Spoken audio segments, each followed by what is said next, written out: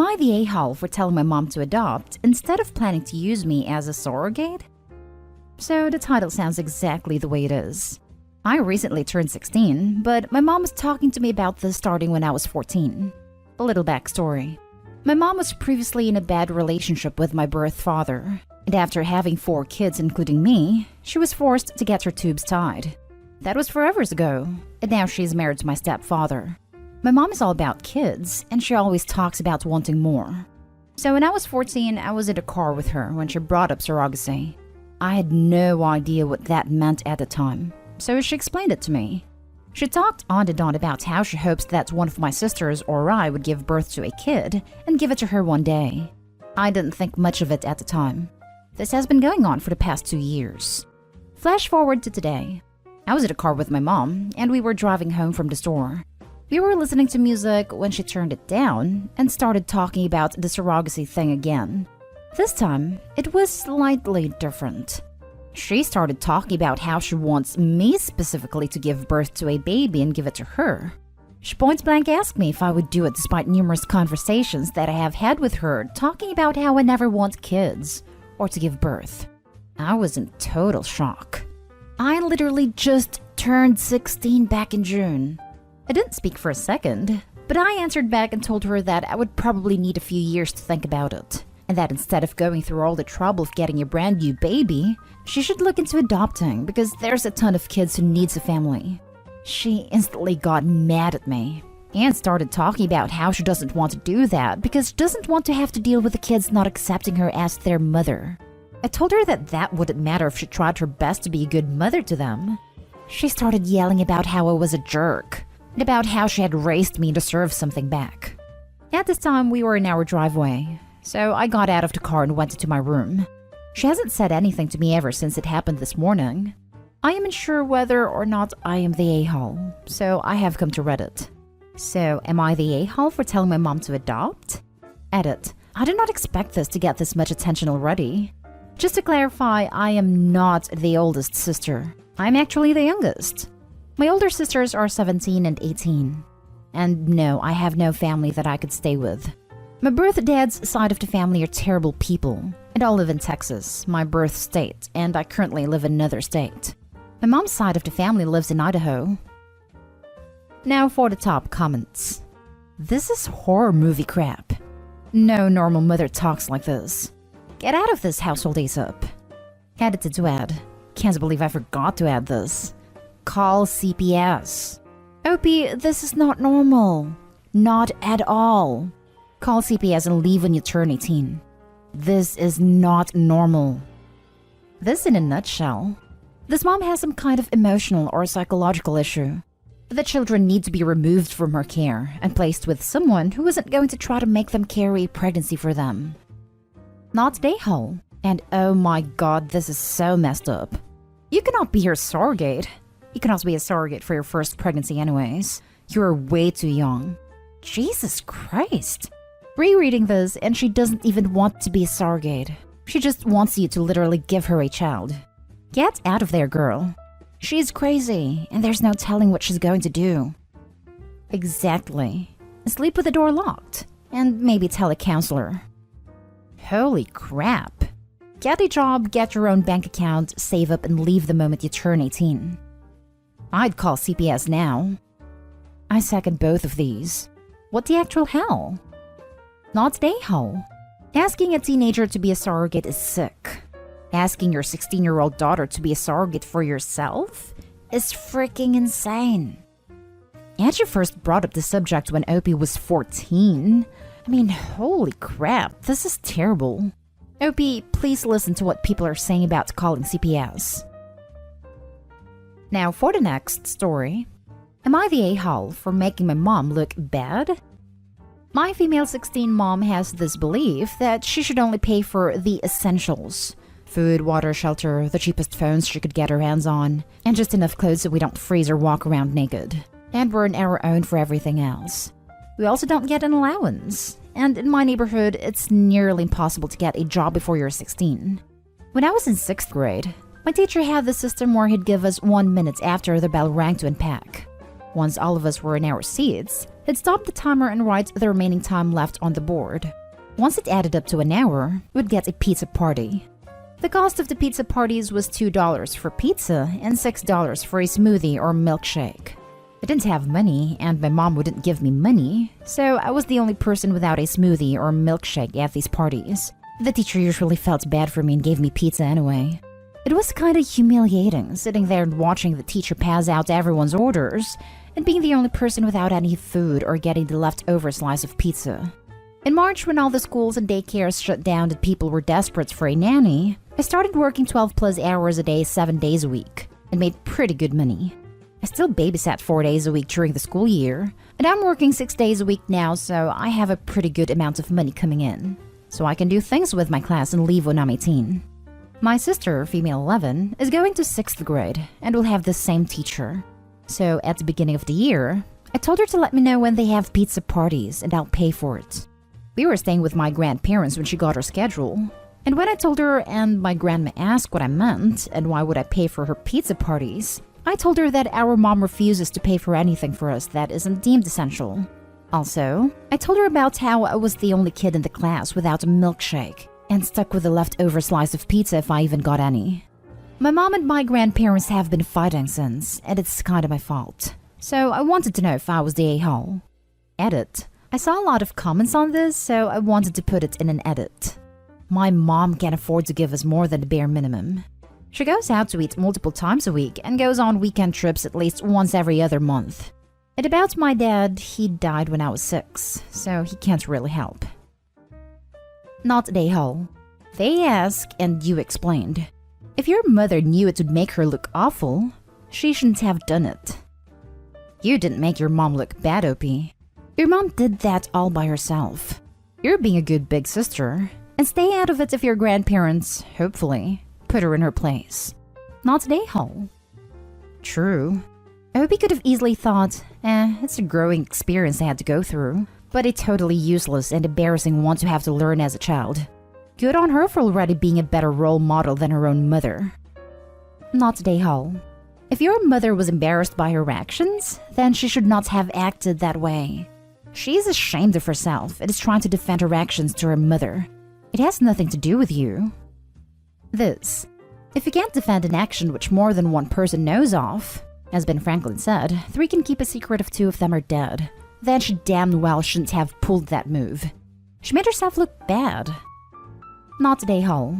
If anything, you're a goddamn saint. All you did was tell the truth and spare your sister the pain you felt. Agreed. OP, how was this your fault? Did you choose to be the only kid without food?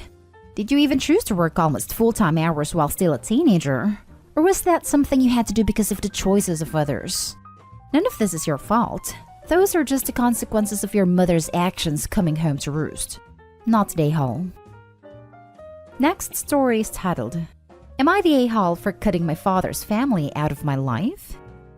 Background. My father passed away when I was 8 years old. My mother decided to honor his wish by staying close to his family. My grandmother assisted in raising me, and while she emotionally and physically mistreated me, I still care about her. My father had 2 brothers, Tom older and Derek younger. I used to be closer to Tom, but Derek always treated me like I was a little sister trying to get his mommy's attention. He's always been a mama's boy and tries to solve all his problems with his fists. Now for the story. I moved away in 2015 after living and taking care of my grandmother. She did not want to move to Texas, so she moved to Washington to be around Tom for a while. Derek remained in Missouri, and my mother came with me. I remained close with my grandmother. I would call her when I was walking home from work, and we would spend a lot of time talking. Our relationship was better now that we were living apart. Tom and Derek would both yell at me about talking to her, but she would get upset if I didn't call her. She would insist that I keep open talks with my uncles. I was always polite, but I never felt comfortable around them due to things that had happened in the past. Fast forward to 2020, and we lost my grandmother to the virus in Easter. Near the end, Tom called me and said I was not to call the hospital for updates, as he would text me an update. This update consisted of a group text to Derek, myself, and several cousins. When she passed, he called and said he'd update me. I waited for when the funeral would be, or if we would do like a phone call. My grandmother was United Pentecostal, highly against cremation due to thinking she'd not get raptured someday. Tom texted the group and said that he cremated her.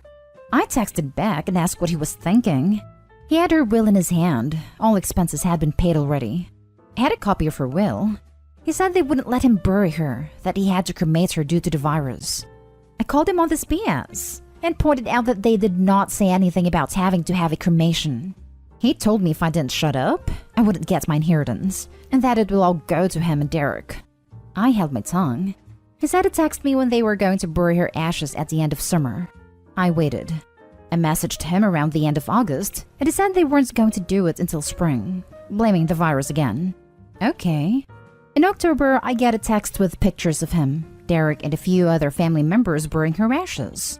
No one called or texted me that this was happening. I was very hurt. I mean, they could have at least called me on the phone and said, "Hey, we're going to bury Grandma. If you can't come, we can at least call and let you listen to the funeral." I'm just done with these toxic people in my life. But my mother's telling me I'm being an a-hole by not trying to keep in contact with them and keeping my grandmother's wishes of talking to them. I don't think I am, but am I? Now for the comments.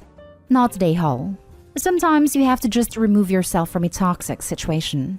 No one deserves to be treated like that. Not a-hole. I don't know, but maybe you should talk to a lawyer just in case. I don't know if it's illegal, but if it's in the will she wanted to not be cremated, I think maybe you should talk to a lawyer. Also, if they wanted to withhold inheritance from you, you should talk to a lawyer. I'd try to get evidence on them for that stuff. Also, with your mom saying to hold your grandma's wishes and to talk to them, they didn't hold her wishes to not be cremated. So I don't think she should be mad at you for anything when they did something as awful as that to her. Not a-hole. And I'm sorry you lost your grandma to COVID. Not being notified about a funeral would definitely be the end of the relationship for me. I'm sorry they did that to you. My opinion? They chose to cut contact, not you. You stayed in contact while your grandma was here, which was her wish. Not telling you about funeral plans was childish and petty. They knew what they were doing. I also don't think they can make changes to your grandma's will because they want to. Make sure you check into that and get the inheritance that's rightfully yours, if your grandma included you in her will. Not a-hole. Threatening to withhold inheritance is enough to cut them out, in my opinion. Don't jump through the hoops that people who treat you poorly enjoy setting. Anyone who says otherwise either loves setting the hoops or is conditioned to enable such poor behavior. Not a-hole. Controlling the flow of information to you, to which you are morally entitled to, is an act of mistreatment. It was done to me. My bio father ended himself, and no one was going to tell me. My 90-year-old grandfather demanded someone drive him to tell me a week later. I know when my grandparents die, no one will tell me. I have made my peace with it. However, like you, I realize these people add nothing to my life except their toxicity and control issues. Feel free to remove any feelings of guilt, as you have nothing for which to be guilty or ashamed. Last story. Am I the a-hole for not consoling my sister after her baby was taken by CPS? My sister, female 19, had her 2-month-old daughter taken after my sister tested positive for hardcore substances. My niece was found malnourished and had not even reached her birth weight yet, which was a little over 6 pounds. My sister and her boyfriend, male 24, also sold products to other people out of the house. My mom, female 49, went over when CPS said that they needed someone else over to watch the baby while they were waiting for the test to come back. My mom watched as the boyfriend would constantly leave the house and come back higher than the time before. My mom also found some white powder in the bag in the bathroom that she flushed, and when the boyfriend found out, he flipped and screamed at her and told her, "Do you know how much that was worth?" My mom eventually left later that night because she watched them smoke right beside the baby, and they defended it, saying that the window was open. My mom called CPS and explained everything she witnessed, but CPS basically said that until the results of the test came back, that they weren't going to do anything. They took my niece a week later. Now, usually I stick up for my sister, but this time was too far, with the fact that a defenseless child was involved, and sent her a not-so-nice text about how disappointed I was in her, and then blocked her. I've gotten a lot of angry texts and have been ghosted by another sibling because I wasn't being supportive, and in their words, she needs us more than ever right now. It's been a couple months and I don't know much about the situation at all since I blocked her. Other info that may help. My sister constantly lied about not having money, so family would send her some, in which she would promptly spend on scores. She shoplifted on a constant basis. She claimed that my niece started sleeping through the night by a week old, and when she received a little concerned backlash, she claimed that her doctor said it was fine. My mom mentioned that the baby was extremely sleepy and that she spent most of the time in the crib sleeping. CPS did test the baby for substances too. However, we don't know the outcome of that. My sister told my mom she had just recently tried certain stuffs, and that is why she won't come back clean, but didn't like it, so she wasn't actually doing anything at the time. My mom said that my sister was on substances the entire time she was there, and couldn't walk straight, which scared my mom, especially when she was holding the baby. Explanation on why maybe the a-hole here because my siblings are very upset with me, and that I could have been more supportive considering she just lost her child, and she needs some support to get clean herself so she gets her daughter back. Not the a-hole.